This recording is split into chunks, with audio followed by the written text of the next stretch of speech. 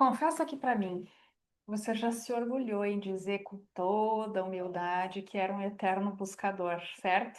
Especialmente quando a gente começa a nossa jornada aqui nos temas da espiritualidade.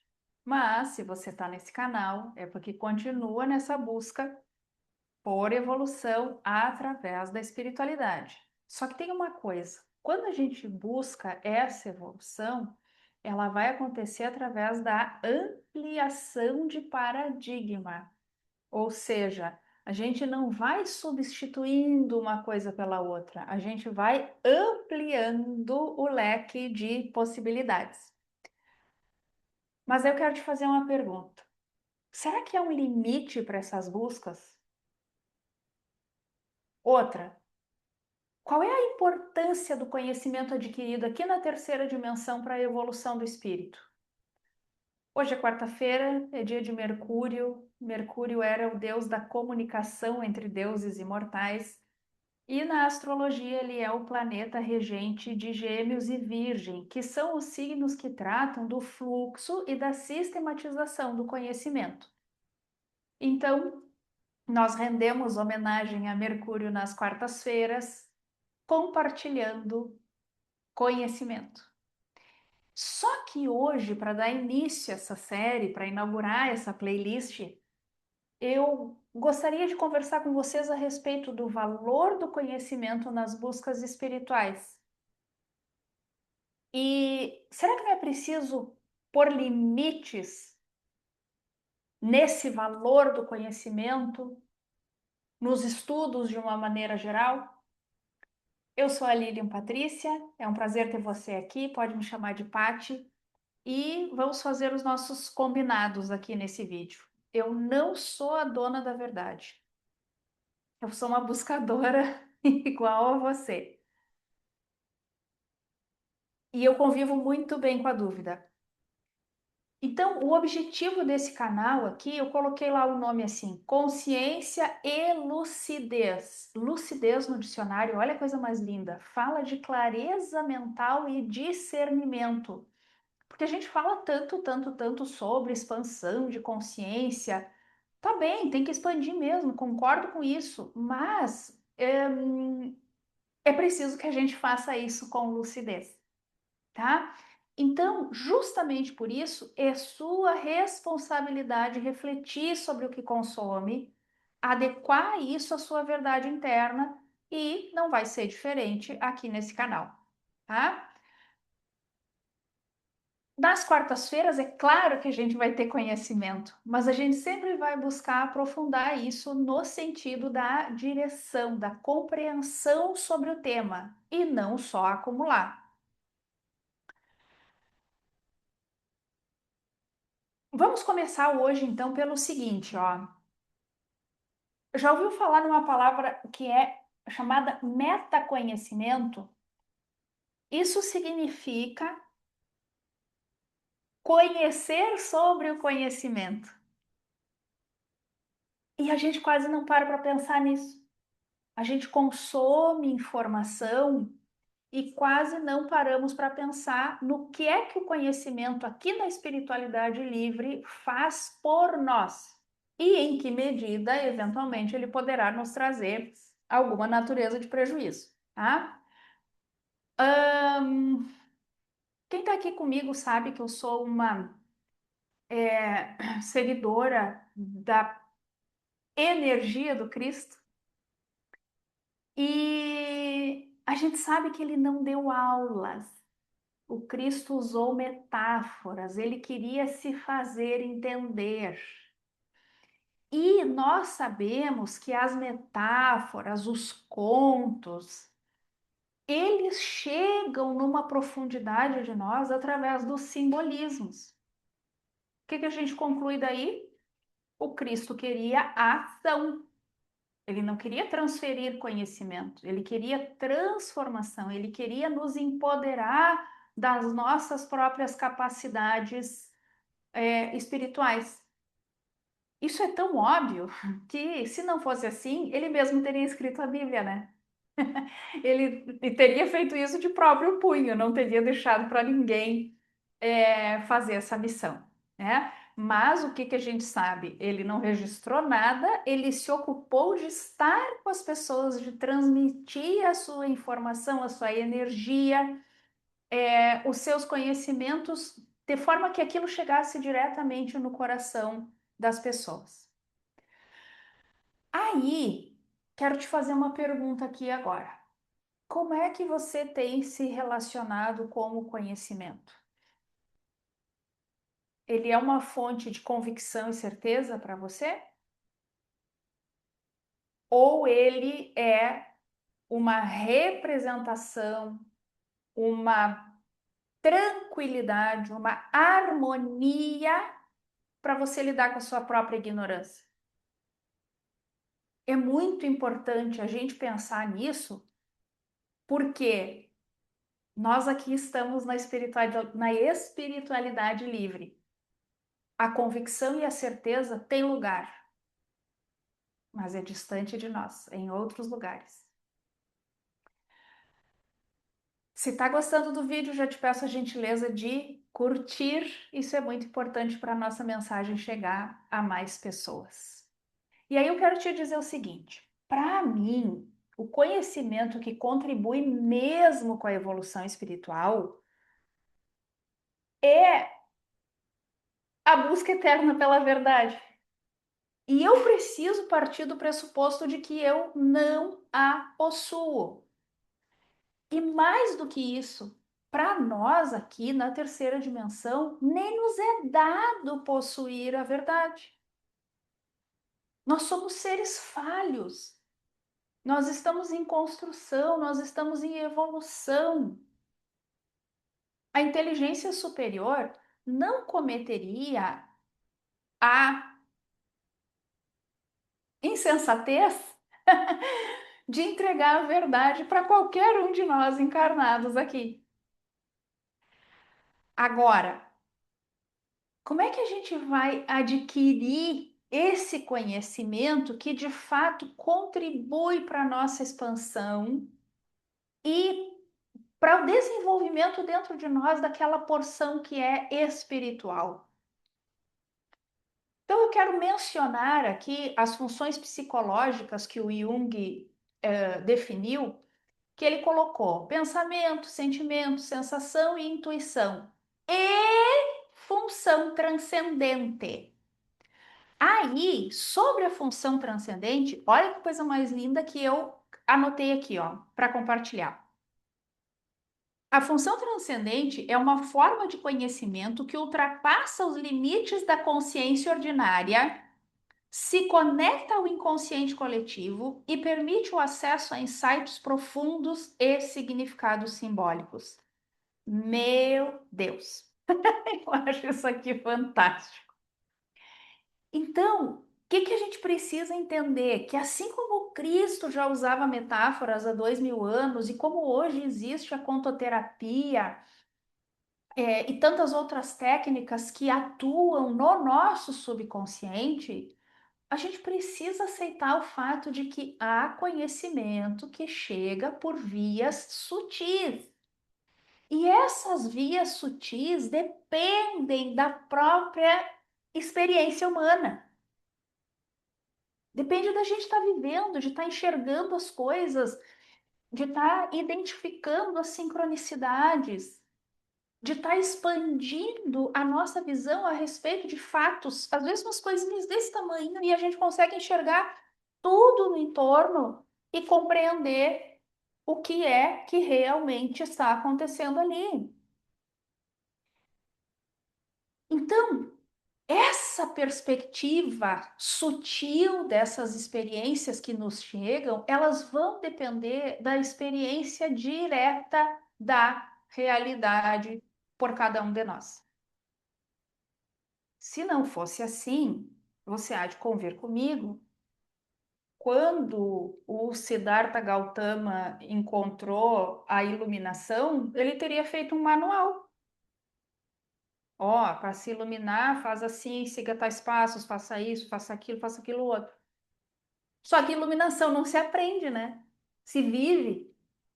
Ele se concedeu a oportunidade de olhar para dentro de si, de encontrar dentro dele os recursos que eram necessários para aquela expansão que a alma dele desejava. E como o próprio nome diz, esses recursos sutis, suaves, delicados, silenciosos, eles são imperceptíveis para quem estiver muito ocupado estudando. Então, às vezes, e eu vejo bastante isso no meu trabalho, as pessoas saem num curso, entram no outro, saem num livro, entram no outro, e se esquecem de viver entre uma coisa e outra. Eu também já fiz isso. Eu tenho Urano retrógrado na casa 3. Para mim, conhecimento me leva para um estado de êxtase. O conhecimento me leva para um lugar assim onde eu sou eu mesma. Mas ainda assim, é preciso conceder um momento para silenciar. Sabe que o Hellinger das constelações familiares, ele tinha uma, uma rotina de levantar de manhã e fazer uma caminhada na beira de um rio que era próxima da casa dele. Aí depois ele voltava e ficava em silêncio o restante da manhã. E ele tem uma frase que ele dizia assim, ó, é mais interessante ler um parágrafo e repetir essa leitura durante uma semana inteira e permitir que aquele parágrafo alcance as profundezas do nosso ser, do que a gente ler um livro inteiro numa semana e aquele livro, como se diz lá na minha terra, entrou por um ouvido e saiu pelo outro.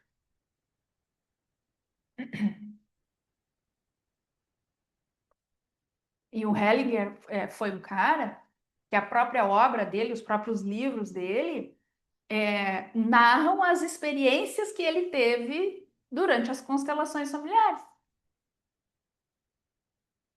Ele não diz assim, uma constelação começa assim, termina assim, tem que fazer tal coisa. Não existe um roteiro para constelação.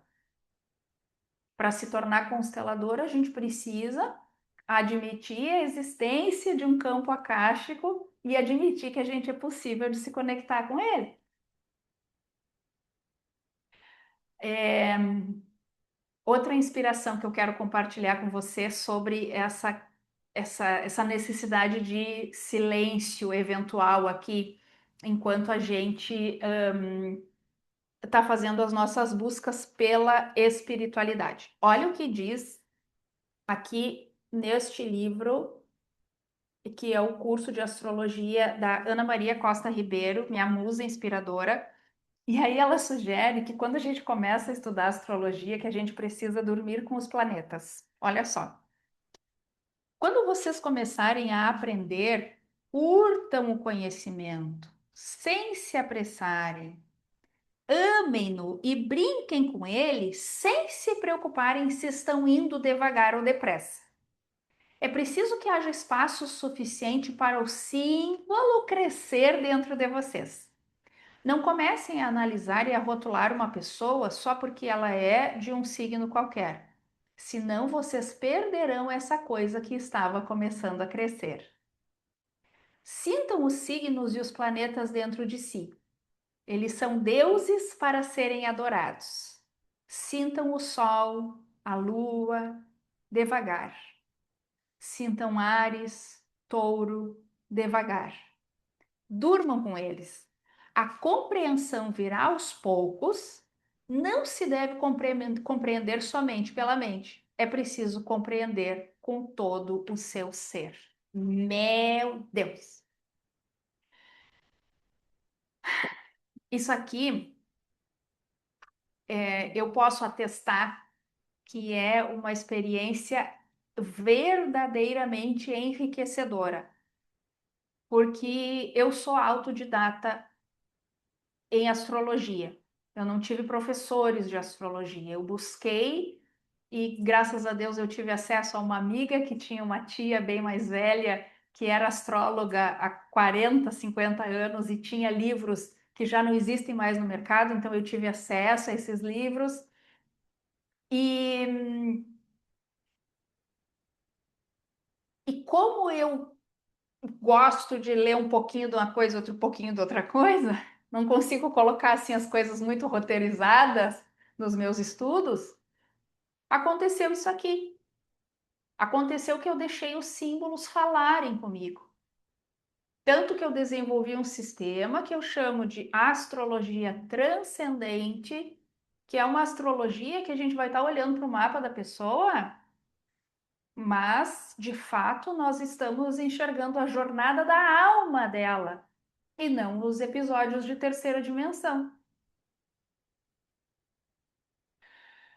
Se você ainda não me segue, já passa a seguir esse canal para não perder outros vídeos com essas reflexões, como esses aqui.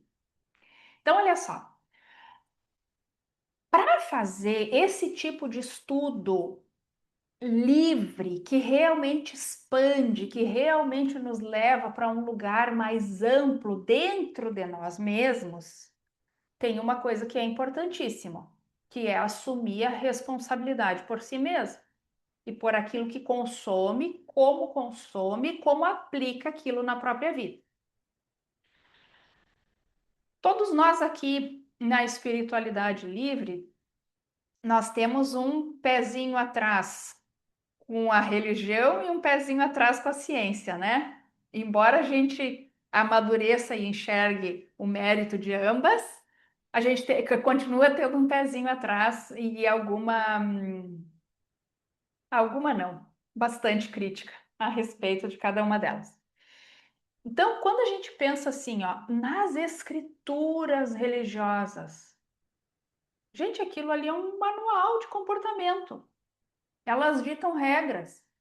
Então, a opção da pessoa que segue aquela religião e aquela escritura é cumprir ou não, questionar jamais. Sabendo que, se não cumprir, vai arder no fogo do inferno. E aí, parênteses, né? Eu me pergunto assim, ó. Então tem um Deus que me ama. Esse Deus que me ama me fez uma criatura falha. E aí, se eu falhar, já que ele me fez uma criatura falha, ele me entrega para o inimigo dele, para o inimigo me sapecar no fogo o resto da eternidade. Botou dois neurônios e para conversarem um com o outro, a coisa já não faz mais sentido. Tá? Agora, para nós aqui que estamos estudando essa porção transcendente da existência humana, através da espiritualidade livre, nós temos liberdade para duvidar de tudo. E eu diria diferente. Eu acho que nós não temos liberdade para duvidar, nós temos a obrigação de duvidar. E aí, tudo aquilo que a gente for consumir, a gente vai precisar confrontar com os nossos valores, com as nossas crenças, os nossos conhecimentos anteriores. E daí, desse confronto com com isso novo que chega e aquilo que já estava dentro de mim, eu vou ter vários resultados possíveis. Porque ou eu vou ter que adequar aquele conhecimento que chega aos meus valores e crenças, ou eu vou questionar os meus valores e crenças para a construção de algo absolutamente novo dentro de mim. Não necessariamente aquilo que foi dito. Vê se isso não é fantástico. Porque aquele conhecimento novo que chega, ele tem que chegar com a função de me fazer pensar. Quando eu penso, onde é que eu posso chegar? Eu tenho que cumprir aquilo que foi dito? Ou eu posso criar uma terceira, quarta, décima, milionésima possibilidades? E essa é a maravilha da espiritualidade livre, né? É a busca pela expansão, crescimento, desenvolvimento e não tem como fazer isso se a gente não tiver a liberdade para mudar de ideia. E esse mudar de ideia Ele é assim, ó, não é paradoxal, não é diametralmente oposto, não é estou aqui ou estou lá. Na religião a gente vê isso, ou a pessoa é evangélica ou ela deixou de ser. Ou existem os movimentos, né, as reformas religiosas e a criação de coisas novas, mas aí isso depende de expoentes que se levantem e façam. E aí, quando eles estão lá em cima, lembra da Revolução dos Bichos? Aí, quando eles estão lá em cima, eles determinam para todos os outros aquilo que deve ser feito. Então, a gente é livre para mudar de ideia, criando perspectivas diferentes, adaptando aquilo que a gente aprendeu para a nossa realidade, tangenciando uma coisa numa determinada ocasião, outra coisa quando for oportuno. Essa autorresponsabilidade, ela nos dá também um negócio chamado senso de oportunidade, que é a capacidade de lidar com o conhecimento que existe dentro de mim, de maneira que eu consiga aplicar na minha vida prática e ter o melhor resultado possível. E essa liberdade de mudar de ideia, meu Deus, isso é fantástico. Quando a gente, às vezes a gente está lendo um livro ou assistindo um vídeo, ou ouvindo um áudio assim, e parece que alguém colocou em palavras aquilo que de alguma forma já existia dentro da gente, né? Meu Deus, aquilo é orgástico. Só que dali uma semana a gente está ouvindo outra pessoa que expande aquilo e a gente vai refletir e vai chegar naquilo que nos cabe. Essa capacidade de se transformar, ela pertence à espiritualidade livre. Porque como é que a gente vai falar em expansão se a gente vai continuar sendo a mesma pessoa e defendendo as mesmas ideias ferrenhamente? Lembra do Cortella, o filósofo? O Cortella diz assim, ó, que o maior medo da vida dele é reencontrar um amigo que faça assim 10 anos que ele não vê e o amigo dizer para ele assim: "Nossa, Cortella, você continua o mesmo". Daí não adiantou nada, né? Estudar, desenvolver, crescer, pensar, refletir, raciocinar. Tem que ter mudança. E eu adoraria saber se isso aqui está fazendo sentido para você. E aqui nos comentários você podia me dizer assim, ó, eu curto a mudança ou eu sou um pouquinho resistente à mudança. Existe espaço para toda a natureza de comportamento humano. Todos são admissíveis. E olha que coisa maravilhosa. A espiritualidade livre vai nos dizer assim, ó, evolui dentro das tuas capacidades. Por exemplo, que é um exemplo que eu sempre dou, vocês já devem estar careca de ouvir. Uma moda aí de minimalismo, desapego, consumo consciente, não sei o que mais. E se a pessoa tem o nó do norte na casa 2 e o Quiron na casa 2 e ela precisa curar dentro dela a relação com a matéria? Pode ser que ela cure desapegando? Sim, mas também pode ser que ela cure apegando, dando valor. Imagina uma pessoa que passou existências e existências dilapidando o patrimônio, sem preservar suas coisas. Ela vai chegar nessa vida aqui, o aprendizado dela é preservar, é dar manutenção para aquilo ali. E aí, por fim, de tudo isso aqui que eu estou dizendo, o que que a gente precisa ter bem presente? Gente, fazer terapia é imprescindível. Trabalhar o autoconhecimento, descobrir no processo terapêutico a consciência do próprio potencial. E aqui tem uma coisa que eu quero contar, que aconteceu comigo no consultório outro dia, dito por uma cliente minha. Uma mulher que vocês não têm noção a potência espiritual e a sensibilidade daquele ser. Só que ela pertence a um grupo de estudo, e esse grupo de estudo é coordenado por uma pessoa maravilhosa, por uma pessoa que tem assim uma relação com o mundo espiritual muito aberta. Aí a minha cliente teve uma conversa com com a condutora lá desse grupo e ela recebeu uma mensagem da espiritualidade. E aí ela chegou na sessão e disse para mim: "Ah, e daí chegou tal e tal e tal mensagem. E tu sabe, né? Vindo da fulana, eu não duvido." Nossa, parecia que o mapa dela, assim, ó, a imagem do mapa que fica no meu segundo monitor aqui, parecia que o mapa dela estava incendiando. Por quê? Porque tudo bem que a gente não duvide do potencial da outra pessoa para acessar a espiritualidade, mas igual a gente tem que duvidar. Só que é um duvidar respeitoso, não é um duvidar que diz assim, ah, ela é uma charlatã que está trazendo informação não sei de onde. Não é nesse sentido.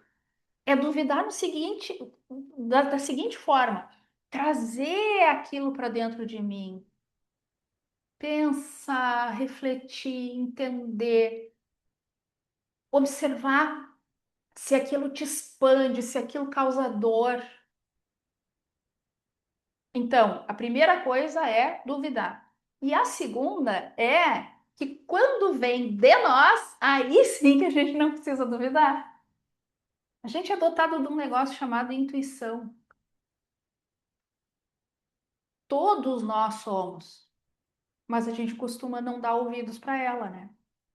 Então é por isso que eu digo que o processo terapêutico, ele além de nos oportunizar o autoconhecimento, ele tem que trabalhar a consciência do nosso próprio potencial espiritual. Às vezes tem clientes minhas que dizem assim: "Ah, tu deve dizer isso para todas." Quando eu estou falando dos pontos de expansão nos mapas delas, né? Me compete fazer isso, porque eu fortaleço aquilo que ela tem para fortalecer, depois eu chamo atenção. Olha só, essa dor aqui, essa coisa aqui. Quando a gente chega lá, naquilo que precisa ser curado, a gente já chega com força, mais apropriadas de nós mesmos. Ai, ai, eu, eu sou encantada com isso. Eu sou agradecida a Deus todo santo dia por ter feito essa escolha na minha vida. Outra coisa, quando a gente vai fazer cursos, aqui seja, por favor, muito maduro e muito coerente para ouvir as minhas palavras, porque talvez eu seja meio ácida, tá? A gente começa essa busca pelos temas da espiritualidade estudando, estudando, estudando, fazendo curso, lendo livro, e a gente acha que nunca está pronto, tá. É... Só que a gente precisa ter o cuidado de buscar cursos que corroboram a ideia da liberdade de pensar.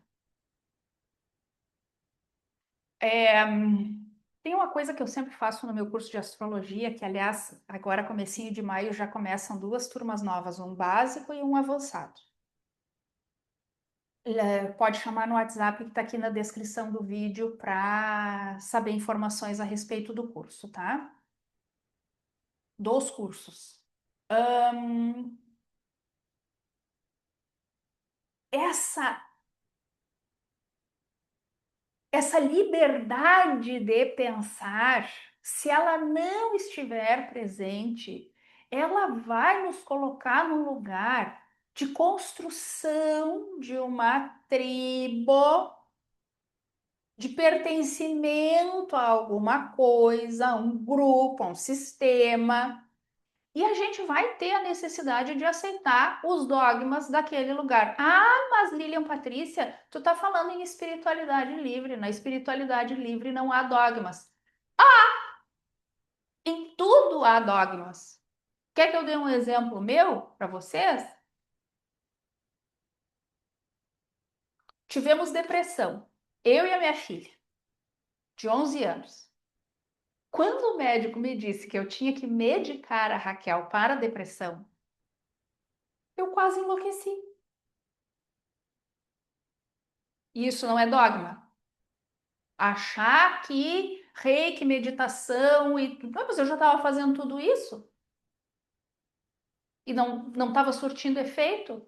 Ou seja, existia uma porção psíquica dentro de mim e dentro da Raquel que precisava de uma atenção, que no caso era uma atenção através do medicamento. Então, afirmo para você, existe sim espaço para dogmas dentro da espiritualidade livre. E como é que a gente vence os nossos dogmas? Questionando tudo aquilo que a gente ouve e pensa.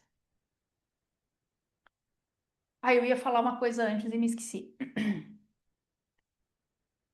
Quando eu era juíza leiga no juizado de pequenas causas, lá em Santana do Livramento, na minha terra natal, uma vez eu instruí um processo bem complicado, assim, muitos detalhes fáticos, né? Aí eu dei a sentença, a parte que perdeu recorreu, e daí quando chegou lá na turma recursal, que é o que a gente chama no juizado de pequenas causas, ou chamava naquela época, que agora eu não sei mais, quando chegou lá, eles puseram assim, ó, no texto da decisão.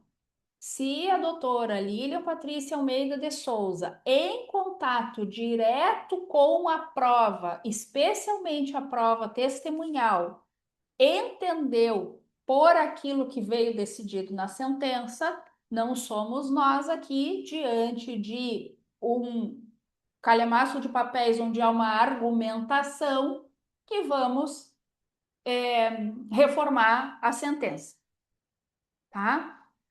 Então, assim, ó. Por que que eu me lembro disso aqui quando eu falo nessa questão dos dogmas? Por exemplo, pode ser que a gente pertença a um grupo, sei lá, de yoga, e a professora diz que comer carne não contribui para a evolução espiritual.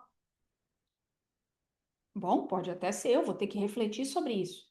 Mas lembra que eu te falei antes que eu tenho que pegar esse conhecimento e confrontar com os meus valores, com as minhas crenças, com os meus aprendizados anteriores?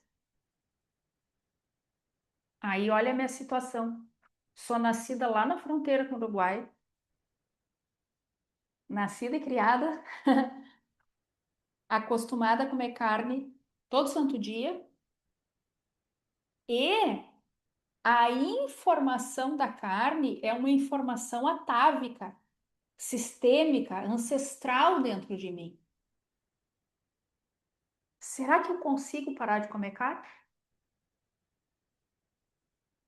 Quanto que o meu sistema ainda determina dentro de mim a respeito da minha relação com a carne? Então, é aqui que a gente precisa chegar. Essa professora que diz comer carne não é legal, ela tá cheia das melhores intenções. Mas a minha relação com meu pai, que já não existe mais, era na beira da churrasqueira. Quando eu estava por ir para Livramento, desde que eu estou morando em Santa Catarina, filha, o pai já comprou o bifinho para fazer no disco para ti. Tá entendendo que tem uma informação aqui emocional? Então, como é que eu vou receber aquela informação daquela pessoa que nunca me viu? Pati, a partir de hoje não pode mais comer carne. A responsabilidade é minha. E se comer carne for um pecado aos olhos da espiritualidade, eu também tenho que me responsabilizar pelos efeitos de tomar a decisão de continuar comendo carne. Bom, então eu estava dando o exemplo aqui, né, do que a gente precisa trabalhar dentro do nosso movimento, e eu falei nos cursos que corroboram a ideia da liberdade de pensar, tá? É, gente, tem hoje, e é por isso que eu pedi extrema maturidade e sangue frio de vocês quando eu entrei nesse assunto, tem hoje sistemas ditos espiritualistas que são praticamente um sistema de pirâmide. Sim, aquela mesma pirâmide, tipo Telex Free. Os 40 a mais vão saber do que eu tô falando. Os mais novinhos, não.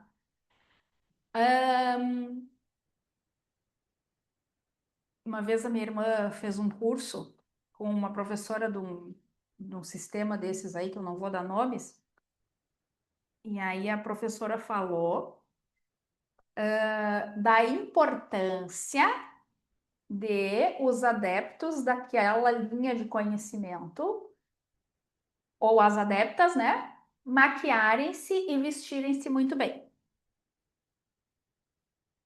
Putz, mas então significa que eu tô entrando numa estrutura que exige